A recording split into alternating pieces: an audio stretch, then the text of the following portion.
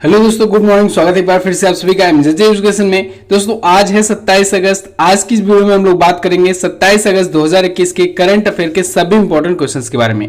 पूरी वीडियो ध्यान से देखिएगा, पूरी वीडियो डिटेल में आपको समझाई गई है। अगर वीडियो पसंद आए वीडियो को लाइक और शेयर जरूर कर देना। अगर चैनल पर नए आए हो चैनल को सब्सक्राइब कर लो, बेल आइकन को प्रेस कर लो अपने करंट अफेयर को मजबूत करने के लिए। इस वीडियो की पीडीएफ फाइल और डिटेल्स के साथ क्विज मिलेगी दोस्तों आपको हमारे एप्लीकेशन एमजेटी ऐप पर। गूगल प्ले स्टोर पर जाइए, एमजेटी ऐप डाउनलोड कीजिए और वहां से फ्री में पीडीएफ और क्विज प्राप्त कीजिए। चलिए बात करते हैं लास्ट डे के क्वेश्चंस की। लास्ट डे का पहला क्वेश्चन था वर्ल्ड इकोनॉमिक फोरम का हेडक्वार्टर कहां पर है, तो यह है कोलगनी स्विट्जरलैंड में। विश्व जल दिवस कब मनाया जाता है, 22 मार्च को। राष्ट्रीय आय की गणना कौन करता है, तो ये CSO यानी केंद्रीय सांख्यिकी कार्यालय सेंट्रल स्टैटिस्टिक ऑफिस के द्वारा की जाती है। 1991 में भारत के प्रधानमंत्री PV नरसिम्हा राव जी थे, ठीक है, जिनके समय पर वित्त मंत्री थे मनमोहन सिंह जी, जिन्होंने LPG लाया था। क्लियर। चलिए बात करते हैं आज के दिन के पहले क्वेश्चन की। पहला क्वेश्चन है भारत और किस देश के बीच काजिंद 2021 नामक संयुक्त सैन्य अभ्यास आयोजित होगा, तो भारत और कजाकिस्तान के बीच में दोस्तों काजिंद 2021 नामक सैन्य अभ्यास आयोजित होगा। कब ये आयोजित होगा, ये आयोजित होगा दोस्तों 30 अगस्त से आयोजित होकर के ये चलेगा 11 सितंबर तक। पांचवा इस बार का संस्करण होगा काजिंद 2021। अच्छा, कौन सा अभ्यास कहां पर आयोजित होगा ये भी पूछा जाता है, तो याद रखिएगा आयसा बीबी कजाकिस्तान में ही ये आयोजित होगा। ठीक है, कजाकिस्तान के आयसा बीबी में ये आयोजित होगा। तो संयुक्त प्रशिक्षण अभ्यास है भारत और कजाकिस्तान के बीच में। कजाकिस्तान आया है। चलिए वर्ल्ड मैप में दिखाता हूं मैं आपको कजाकिस्तान है कहां पर। तो वर्ल्ड मैप में देखिए दोस्तों, ये रहा अपना प्यारा भारत। यहां से आप ऊपर की तरफ आएंगे नॉर्थ में, देखिए यहां पर एक कंट्री है कजाकिस्तान। ये जो कंट्री है कजाकिस्तान, ये देखिए ये दुनिया का सबसे बड़ा लैंड लॉक्ड देश है। ये दुनिया की सबसे बड़ी लैंड लॉक्ड कंट्री है। देखिए एक कंट्री लैंड लॉक ये भी है मंगोलिया, और एक ये है कजाकिस्तान। अब आप सोचेंगे यहाँ पर तो एक सागर दिख रहा है तो लैंड लॉक कैसे हुआ। लैंड लॉक का मतलब समझ रहे हैं ना आप लोग, ये चारों तरफ जमीन से जो लॉक्ड होता है, लैंड से जो लॉक्ड होता है उसे कहते हैं लैंड लॉक्ड कंट्री।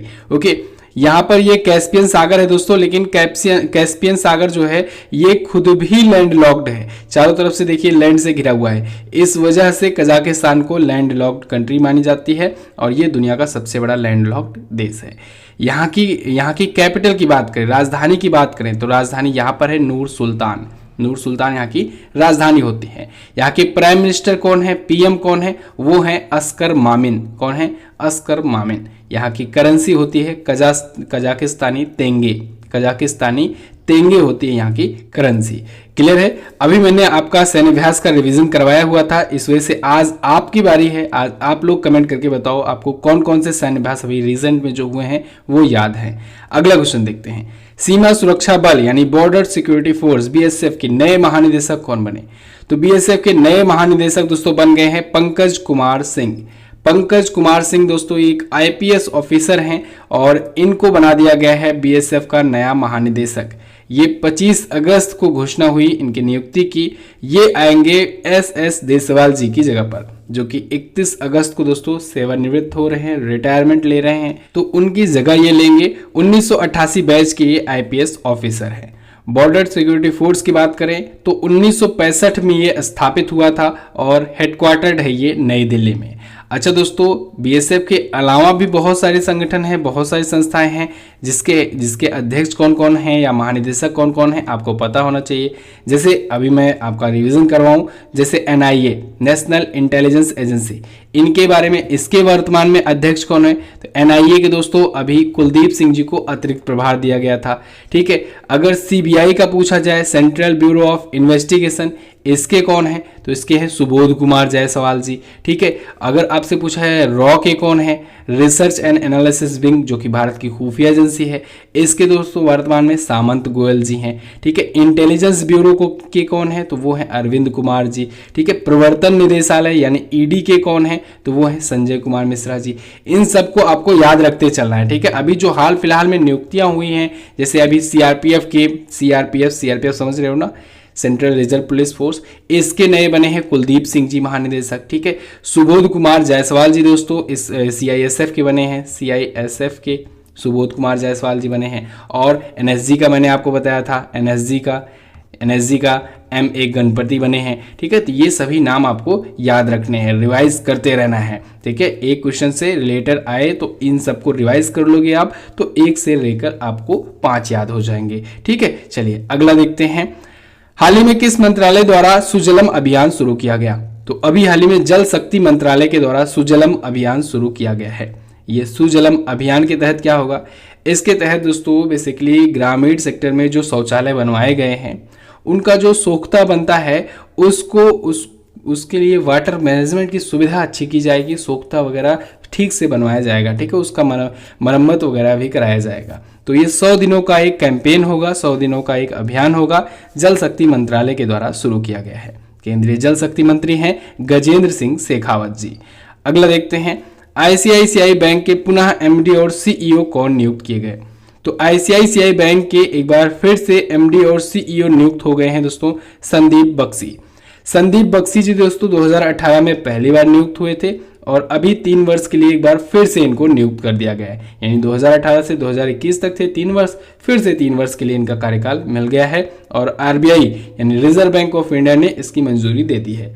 अब आप सोचोगे बात आईसीआईसीआई बैंक की हो रही है, मंजूरी आरबीआई के द्वारा क्यों मिल रही है? तो मैंने आपको याद हो दोस्तों एक दिन बताया था कि जितनी भी प्राइवेट सेक्टर की बैंकें होंगी उनका जो चीफ वाला पद होगा, जो प्रमुख वाला पद होगा, उसका कौन कब चेंज करना है, किसको कब बैठाना है, उसकी जिम्मेदारी के लिए आपको आरबीआई से मंजूरी लेनी पड़ेगी। ठीक है, तो बिना आरबीआई की मंजूरी के कोई भी प्रमुख चेंज नहीं हो सकते हैं किसी भी प्राइवेट बैंक के, क्योंकि बात होती है इतनी सारी पब्लिक के पैसों की, धन की, तो उसकी जिम्मेदारी होती है उस व्यक्ति पर। तो इस वजह से कौन सा व्यक्ति नियुक्त किया जाएगा, कितने वर्षों तक नियुक्त किया जाएगा, इसके लिए आरबीआई की मंजूरी लेनी होगी। और इससे रिलेटेड मैंने एक और क्वेश्चन बताया था, याद हो आपको, 15 सालों का लिमिट लगा दिया है आरबीआई ने कि मैक्सिमम 15 साल तक लगातार रह सकता है कोई भी प्राइवेट बैंक का कोई प्रमुख पद पर रहने वाला अधिकारी। ठीक है, ऐसा नहीं है कि आपने बैंक स्थापित किया तो आप जिंदगी भर उसके प्रमुख बने रहेंगे, नहीं, 15 वर्ष मैक्सिमम। ओके, चलिए तो यहाँ फिलहाल आ जाते हैं क्वेश्चन पर। संदीप बख्शी एक बार फिर से नियुक्त कर दिए गए हैं। 2018 में दोस्तों चंदा कोचर की जगह पर ये नियुक्त हुए थे। चंदा कोचर जी आईसीआईसीआई बैंक और वीडियोकॉन के विवाद जो हुआ था उसके बाद में वहां पर ये फंसी थी, फिर इनको निकाल दिया गया था। ठीक है, तो आईसीआईसीआई बैंक हो गया। इसकी स्थापना कब हुई थी? 1994 में। मुंबई में ये हेडक्वार्टर्ड है, जबकि रजिस्टर्ड हेडक्वार्टर इसका बड़ोदरा गुजरात में है। ओके, कॉर्पोरेट हेडक्वार्टर मुंबई में है। ये तो हुआ आईसीआईसीआई बैंक। कुछ और भी बैंक हैं, उनके भी एमडी और सीईओ याद कर लीजिए। जैसे अभी एचडीएफसी बैंक के एमडी और सीईओ कौन है? शशिधर जगदीशन जी, एचडीएफसी बैंक के। अमिताभ चौधरी जो है ये एक्सिस बैंक के हैं, एक्सिस बैंक के एमडी और सीईओ हैं। प्रशांत कुमार जो है ये यस बैंक के एमडी और सीईओ हैं। क्लियर, ये 4 ही प्रमुख बड़ी प्राइवेट बैंक हैं भारत में। अगला देखते हैं, नई शिक्षा नीति 2020 लागू करने वाला दूसरा राज्य कौन बना? तो दोस्तों दूसरा राज्य बन गया है मध्य प्रदेश। पहला राज्य था कर्नाटक, दूसरा राज्य है मध्य प्रदेश नई शिक्षा नीति 2020 लागू करने वाला। नई राष्ट्रीय शिक्षा नीति दोस्तों, न्यू एजुकेशन पॉलिसी, ये 2020 में केंद्र सरकार के द्वारा इसको मंजूरी दी गई थी, केंद्र सरकार के द्वारा लागू किया गया था और अब धीरे धीरे एक एक राज्य अपने राज्यों में लागू कर रहे हैं। तो पहला राज्य बना था कर्नाटक और दूसरा राज्य बन गया है मध्य प्रदेश। केंद्र सरकार ने दोस्तों 2020 में 34 वर्षों के बाद से कोई नई शिक्षा नीति लागू की गई थी, 1986 के बाद से। ठीक है, ये तीसरी शिक्षा नीति थी, नेशनल एजुकेशन पॉलिसी थी। अच्छा, नेशनल एजुकेशन पॉलिसी के ड्राफ्टिंग पैनल के अध्यक्ष पूछे जा सकते हैं, तो याद रखना है आपको कृष्णा स्वामी कस्तूरी रंगन, ये हैं अध्यक्ष वर्तमान में। ठीक है, चलिए अगला क्वेश्चन देखते हैं। अगला क्वेश्चन है, हाल ही में राष्ट्रपति रामनाथ कोविंद ने सुप्रीम कोर्ट में कितने न्यायाधीशों को नियुक्ति की मंजूरी दी? तो दोस्तों राष्ट्रपति रामनाथ कोविंद जी ने 9 नए न्यायाधीश नियुक्त किए हैं सुप्रीम कोर्ट में। सुप्रीम कोर्ट ऑफ इंडिया जो कि नई दिल्ली में स्थित है, यहाँ पर नए 9 न्यायाधीश नियुक्त किए गए हैं। ठीक है, अब टोटल संख्या हो गई है 33। अधिकतम कितनी हो सकती है ये भी पूछा जा सकता है, तो मैक्सिमम 34 हो सकते थे। अभी 24 वर्क कर रहे थे, 9 नए आए हैं तो अब हो गए 33। लेकिन अभी भी एक सीट खाली है, मैक्सिमम 34 हो सकते हैं सुप्रीम कोर्ट में न्यायाधीशों की कुल संख्या। ठीक है, अब ये जो 9 न्यायाधीश नियुक्त किए गए हैं दोस्तों, इसमें 3 महिला न्यायाधीश हैं। ये 3 महिला न्यायाधीश कौन कौन है? BV नागरत्ना, बेला M चतुर्वेदी और हिमा कोहली। ठीक है, इसके अलावा टोटल अगर बात करें तो 3 ये हो गए। इसके अलावा CT Ravi Kumar, MM Sundaresh, PS Narasimha, अभय श्रीनिवास ओका, विक्रमनाथ और JK माहेश्वरी, ये टोटल 9 नए न्यायाधीशों की नियुक्ति हुई है सुप्रीम कोर्ट ऑफ इंडिया में। ओके, अच्छा, अभी एक चर्चे में आ रही थी खबर कि BV नागरत्ना दोस्तों, ये भारत की पहली महिला CJI हो सकती हैं, चीफ जस्टिस ऑफ इंडिया हो सकती हैं। कब? 2027 में। क्यों? क्योंकि ये वरिष्ठ अभी नियुक्त की गई हैं। अभी देखिए, ये जो नियुक्ति हुई है ना, इनमें वरिष्ठतम देखा जाता है। अब वरिष्ठतम में ये भी डिपेंड करता है कि शपथ पहले किसने धारण किया, किसने ग्रहण किया। अभी देखिए, ये जो 9 न्यायाधीश नियुक्त किए गए हैं, इसमें अगर मान लीजिए पहले शपथ इनको दिलाई जाती है BV नागरत्ना को, तो इस प्रकार से वरिष्ठ ये हुई। अगर ये वरिष्ठ बन जाती हैं, अगर ये पहले शपथ ग्रहण करती हैं, तो 2027 में दोस्तों इनको मौका मिल सकता है भारत की पहली महिला मुख्य न्यायाधीश बनने का। लेकिन चूंकि वहां पर एज भी डिपेंड करता है, इस वजह से ये अगर बनेगी भी तो सिर्फ 36 दिनों तक बनेगी। कितने दिनों तक? 36 दिनों तक। लेकिन अगेन यहां पर अभी बन सकती हैं, अभी कंफर्मेशन नहीं है जब तक शपथ ग्रहण नहीं हो जाता है। क्लियर? अच्छा, वर्तमान में CJI कौन है, चीफ जस्टिस ऑफ इंडिया कौन है? वो है NV Ramana, justice NV Ramana, जो कि 48वें नंबर के हैं। इससे पहले कौन थे? इससे पहले शरद अरविंद बोबडे जी थे, 47वें नंबर के। उनसे पहले कौन थे? उनसे पहले 46वें नंबर के थे रंजन गोगोई जी ने। अगला देखते हैं, हाल ही में किसने न्यू ड्रोन पॉलिसी 2021 की घोषणा की? तो अभी हाल ही में केंद्र सरकार ने न्यू ड्रोन पॉलिसी की घोषणा की है। अब ये ड्रोन पॉलिसी क्या है, ड्रोन नियम क्या है?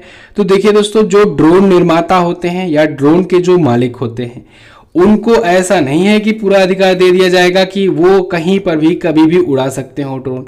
उनके लिए भी नियम कानून है, क्योंकि ड्रोन जो होता है ये अनमैन्ड व्हीकल होता है दोस्तों, यूएवी होता है, तो इस वजह से इसका दुरुपयोग भी किया जा सकता है। तो ऐसे में केंद्र सरकार इसके लिए एक पॉलिसी निर्धारित की हुई है, तो उस पॉलिसी को अपग्रेड किया गया है फिलहाल में। ठीक है, पॉलिसी पहले से ही थी, इसको अपग्रेड किया गया है, न्यू ड्रोन पॉलिसी लाई गई है। इसके तहत अब क्या होगा? इसके तहत कुछ अभी छूट दी गई है, जैसे अब दोस्तों 8 से 12 किलोमीटर के बीच 200 फीट तक ड्रोन उड़ाने के लिए कोई सी भी अनुमति लेने की जरूरत नहीं पड़ेगी। साथ ही साथ वजन भी बढ़ा दिया गया है, 300 किलोग्राम की अपेक्षा 400 किलोग्राम तक के वजन के वाला ड्रोन लिया जा सकता है। ठीक है, इसके अलावा दोस्तों कुछ नियम कानून और बनाए गए हैं, जैसे ड्रोन का रजिस्ट्रेशन करवाना अनिवार्य होगा, उसका चेसिस नंबर बताना जरूरी होगा। ठीक है, इसके अलावा दोस्तों जो येलो जोन के तहत जो एयरपोर्ट की परिधि से 45 किलोमीटर से घटा करके 12 किलोमीटर कर दिया गया है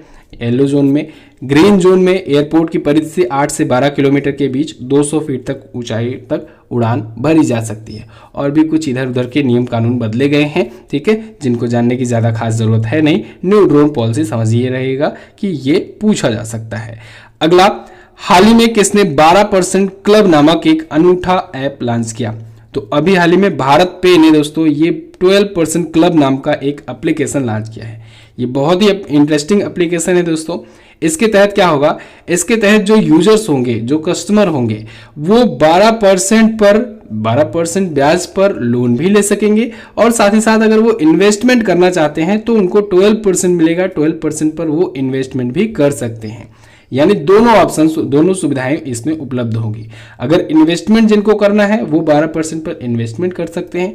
जिनको दोस्तों यहाँ से लोन लेना है वो 10 लाख रुपए तक का 12% लोन ले सकते हैं, 12% की ब्याज दर पर। ठीक है, बिना किसी सिक्योरिटी के। ठीक है, 3 महीने के लिए लिया जा सकता है। तो इसके लिए भारत पे ने लंदन क्लब के साथ साझेदारी की है। ओके, तो भारत पे आया है, इसके बारे में भी आपको पता होना चाहिए। 2018 में स्थापित हुआ था, नई दिल्ली में हेडक्वार्टर्ड है, और MD और CEO हैं अस्नीर ग्रोवर। क्लियर? अच्छा दोस्तों, टोक्यो पैरालंपिक्स हो रहे हैं और इनसे भी क्वेश्चंस बनने ही बनने हैं। इस वजह से मैंने आपको कल एक वीडियो दी हुई है, 22 महत्वपूर्ण प्रश्नों की वीडियो। इसको आप लोग जरूर देखिएगा, 1 नंबर आपके यहां से भी बन जाएंगे। और टोक्यो ओलंपिक वाली अगर वीडियो नहीं देखी हो तो उसको भी देख लेना, लिंक उसका डिस्क्रिप्शन में दिया गया है। अगला क्वेश्चन, किस मंत्रालय द्वारा समृद्धि कार्यक्रम शुरू किया गया? तो दोस्तों समृद्धि कार्यक्रम शुरू किया गया है इलेक्ट्रॉनिक और आईटी मिनिस्ट्री के द्वारा, ministry of electronic and information and technology के द्वारा। इसकी घोषणा की है अभी हाल ही में केंद्रीय मंत्री अश्विनी वैष्णव जी ने। इन्होंने इसका शुभारंभ किया है। अश्विनी वैष्णव जी ये केंद्रीय इलेक्ट्रॉनिक और आईटी मंत्री हैं ही, साथ ही साथ ये केंद्रीय रेलवे मंत्री भी हैं। ये भी आपको याद रखना है, नए रेलवे मंत्री बने हैं ये। समृद्ध के फुल फॉर्म के बारे में बात करें तो इसका फुल फॉर्म होता है startup accelerator of mighty for product innovation development and growth. ये क्यों लॉन्च किया गया है? इसका उद्देश्य है दोस्तों भारतीय जो सॉफ्टवेयर इंडस्ट्री है, सॉफ्टवेयर बनाने वाले जो स्टार्टअप्स हैं उनको प्रोडक्ट के निर्माण में बढ़ावा देना, उनको सपोर्ट करना सरकार के द्वारा, ठीक है, उनके लिए एक प्लेटफॉर्म प्रोवाइड करना। अगला, हाल ही में कहां पर दुनिया के सबसे ऊंचे झूले या ऑब्जर्वेशन व्हील का उद्घाटन किया गया? तो दोस्तों ये उद्घाटन किया जाना है यूनाइटेड अरब अमीरात में, संयुक्त अरब अमीरात में। दुनिया का सबसे ऊंचा और सबसे लंबा ये ऑब्जर्वेशनल व्हील होगा, जिसे हम लोग आम भाषा में झूला कह सकते हैं। 21 अक्टूबर 2021 को इसका उद्घाटन किया जाएगा। अभी ये बन रहा है, काम कंप्लीट लगभग होने ही वाला है। दुबई में ये बन रहा है, दुबई यूएई में बन रहा है। इसका नाम है एन दुबई। इसकी ऊंचाई है 250 मीटर यानी 820 फीट। इससे पहले जो अभी वर्तमान में दोस्तों दुनिया का जो सबसे ऊंचा ऑब्जर्वेशनल व्हील है वो है हाई रोलर। हाई रोलर दोस्तों लॉस वेगास में है, अमेरिका में है, ठीक है, 167.6 मीटर ऊंचा है। लेकिन अब इससे भी ये ऊंचा होगा, 250 मीटर का होगा, 820 फीट का होगा।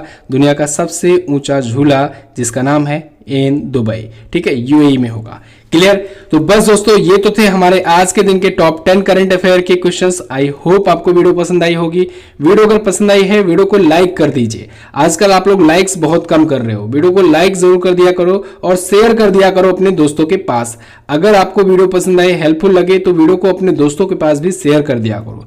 चैनल पर नए आए हो, अगर ये वीडियो आप तक किसी माध्यम से पहुंची है तो चैनल को सब्सक्राइब कर लो, बेल आइकन को प्रेस कर लो, जिससे आने वाली सभी वीडियोस का नोटिफिकेशन आप तक पहुंचता रहे। वीडियो आप देख ली हो, इस वीडियो की जाओ जल्दी से क्विज भी सॉल्व कर लो। पिछले दिनों की भी क्विज वगैरह आ गई है, आप लोग उनको भी सॉल्व कर लो अगर नहीं सॉल्व किए हो तो। इसके अलावा पीडीएफ वगैरह भी आप डाउनलोड कर सकते हो एमजीटी ऐप से। वहीं पर हमारी ई बुक्स, वीडियो कोर्सेज और मॉक टेस्ट वगैरह भी मिल जाएंगे, आप जाकर के उन सब का फायदा उठा सकते हो। चलिए बात करते हैं क्वेश्चन ऑफ द डे की। आज का पहला क्वेश्चन बहुत इंपॉर्टेंट क्वेश्चन, असम का वांचुआ महोत्सव अभी हाल फिलहाल में जो मनाया गया, ये किस जनजाति द्वारा मनाया जाता है? टोक्यो पैरालंपिक 2020 पैरालंपिक खेलों का कौन सा संस्करण है जो अभी आयोजित कराया जा रहा है? टोक्यो पैरालंपिक खेल 2020 का मस्कट क्या रखा गया है? अभी मैंने आपको बताया टोक्यो पैरालंपिक पर कल ही वीडियो दी हुई है, चैनल पर जाइए उसको देखिए जरूर, बहुत ज्यादा इंपॉर्टेंट है। विश्व आर्थिक स्वतंत्रता सूचकांक में भारत किस स्थान पर है? इन सभी क्वेश्चंस के बारे में आपको जो पता हो डिटेल्स के साथ जरूर आंसर करना। वीडियो को इन तक देखने के लिए दोस्तों बहुत बहुत धन्यवाद। लाइक और शेयर करने के लिए धन्यवाद। टेलीग्राम ग्रुप से हमारे जुड़ने के लिए बहुत बहुत धन्यवाद। मिलेंगे अगली वीडियो में, तब तक के लिए नमस्कार, जय हिंद, वंदे मातरम।